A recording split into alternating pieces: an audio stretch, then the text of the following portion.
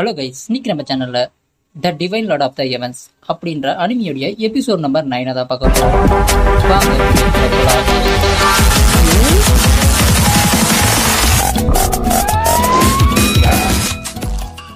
போன எபிசோட்ல hero alchemy அறைக்கு போயிருப்பான். அதோட தான் கண்டினியூ பண்றாங்க. இங்க அல்கமி அறைக்கு வந்த உடனே அங்க இருக்கக்கூடிய பெரிய அல்கமிஸ்ட் எல்லாமே ஹீரோவை பார்த்து, இங்க எதுக்குடா சின்ன பையன் வந்த, குன்யான் இங்கிருந்து கிளம்பு அப்படின்ற மாதிரி விரட்டி விட்டுட்டு இருக்காங்க. அதுக்கு நான் ஏன் போனோம், இது எங்களுடைய ஃபேமிலி ரன் பண்ற அல்கமிஸ்ட் யார, அது இல்லாம நீங்க பண்ண கூத்தெல்லாம் எனக்கு இப்பதான் தெரியுது. ஏன்னா நீங்க காசு மட்டும் வாங்கியிருக்கீங்க, ஆனா ஒரே ஒரு மருந்து கூட, ஒரே ஒரு எறும்பு கூட ஒழுங்கா இல்லை. எல்லாமே பழுதடைஞ்சது, பூச்சி அடிச்சது, அந்த மாதிரிதான்.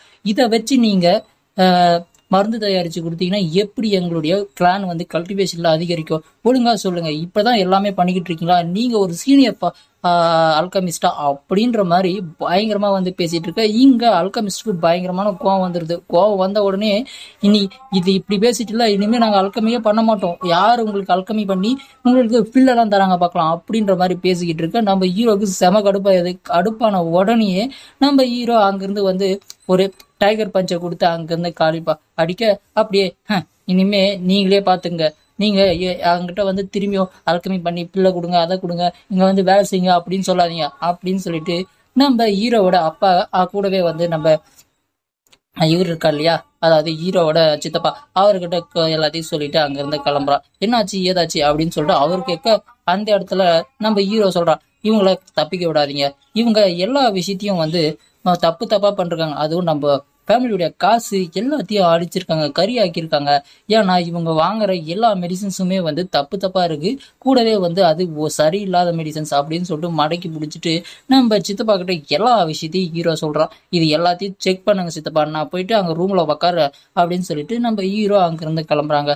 அப்படியே எல்லாத்தையும் செக் பண்ணிட்டு வந்து சொல்றாரு சித்தப்பா, ஏய் உண்மைதானா, அவங்க என்னென்ன தப்பு பண்ணிருக்காங்க தெரியுமா, அவ்வளோ தப்பு பண்ணிருக்காங்க, நீ எப்படா கண்டுபிடிச்சா அப்படின்ற மாதிரி எல்லா விஷயத்தையும் அவங்க சித்தப்பா வந்து நம்ம ஹீரோ கிட்ட பேசிக்கிட்டு இருக்காரு. இங்க ஹீரோ அதே போல சின்ன 2 பேரும் நல்லா சாப்பிட்டு குடிச்சிட்டு எப்பாடியோ ஒரு பிரச்சனை எப்படியாவது முடிச்சாச்சு அப்படின்னு சொல்லிட்டு இருக்க.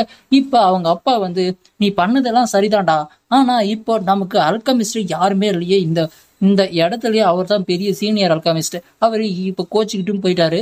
இது அவர்கிட்ட எடுத்து சொல்லியிருந்தா புரிஞ்சிருக்க மாட்டாங்க. நான் எப்படியாவது அவர்கிட்ட போய் கெஞ்சி கூத்தாடி அவரை திரும்பி கூப்பிட்டு வரேன், இல்லைன்னா நம்ம கிளான்ல இருக்க ஒருத்தராலே கல்டிவேட்டை ஒழுங்கா பண்ணவே முடியாது அப்படின்னு சொல்லிட்டு ஹீரோவோட அப்பா கொஞ்சம் ஹீரோ கிட்ட பேசிக்கிட்டு இருக்க. அதுக்கு ஹீரோ சொல்றான், பாருங்க நீங்க இதெல்லாம் ஒண்ணுமே பண்ணாதீங்கப்பா, இதெல்லாத்தையும் நான் பாத்துக்கிறேன் அப்படின்னு சொல்லிட்டு ஹீரோ வந்து எல்லா விஷயத்தையும் கொஞ்சம் கொஞ்சமா சொல்ல ஆரம்பிக்கிறான். ஏன்னு, இங்க பாருங்கப்பா, நான் அல்கமி பண்றேன், எனக்கு அல்கமி தெரியும், கூடவே நான் பில் எல்லாத்தையுமே ரெடி பண்றேன், ஆனா எனக்கு ஒரு சில விஷயங்கள் மட்டும் எனக்கு தேவைப்படுது, அதை மட்டும் நீங்க சொல்லணும் அப்படின்றக்க.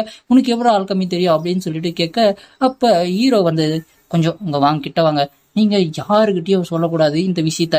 நான் கொஞ்ச நாளைக்கு முன்ன என்னுடைய ஸ்டார் கிட்ட வந்து அழிச்சாங்க இல்லையா, அப்போ மின்னல் தாக்குச்சு. அப்பத்துல இருந்து நைட்டு ஒருத்தர், ஒரே ஒருத்தர், சேம் பர்சன் தான், அவர் நைட்டு என் கனவுல வருவார். அவர் தான் எனக்கு டிராகன் ரோலர் பிஸ்ட், கூடவே வந்து இந்த டைகர் ரோலர் பிஸ்ட் மட்டும் கற்றுக் கொடுக்கல, அவர் எனக்கு சில அல்கமிஸ்ட் எல்லாத்தையும் கற்றுக் கொடுத்துருக்காரு.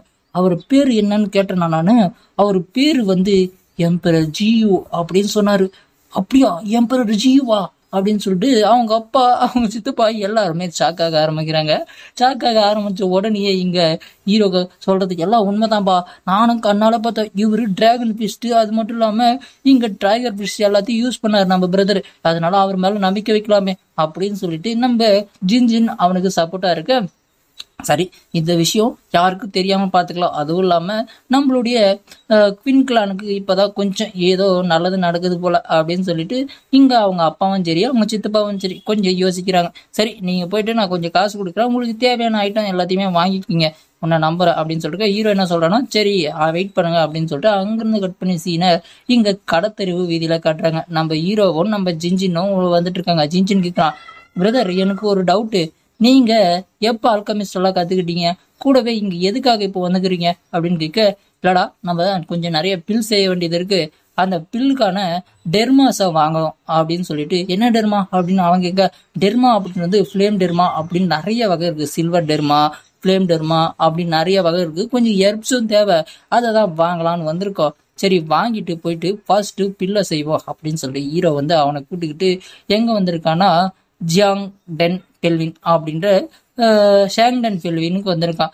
இங்க பாத்தீங்கன்னா இன்சன் 5 வந்து என்னடா குன்யான் இன்னும் இங்கதான் சுத்திக்கிட்டு இருக்கியா உயிரோட அப்படின்ற மாதிரி நக்கலா கேட்க, இங்க ஜின்ஜின் அவன் மூக்க உடச்சு விட்டுறா. டேய் முன்ன அடி வாங்கினது பத்தாதா, திரும்ப அடி வாங்கின்னு போனோமா அப்படின்னு சொல்லிட்டு மூக்க உடச்சு விட்டோடனே அவனுக்கு செம கடுப்பாது. இவனும் சாங்டன் பெல்வினுக்கு உள்ள போறான். அங்க போயிட்டு எல்லா மெடிசன்ஸும் கேட்கறான். அங்க இருக்கவரும் என்ன வேணும், எது வேணும், உங்களுக்கு என்ன மெடிசன்ஸ் வேணும், இல்ல வேற எதனா வேணுமா அப்படின்ற எல்லா விஷயத்தையும் இது பண்ணிட்டு இருக்க. இங்க பாத்தீங்கன்னா அங்க ஒரு ஆள் நிக்கிறாங்களா, இவனை வச்சே அந்த காரியத்தை முடிச்சிருவான், அவனை எல்லாத்தையும் இவனை வச்சே முடிச்சிருவான் அப்படின்னு சொல்லிட்டு அவனுக்கு அவனே பேசிக்கிறான். யாரு, லீ.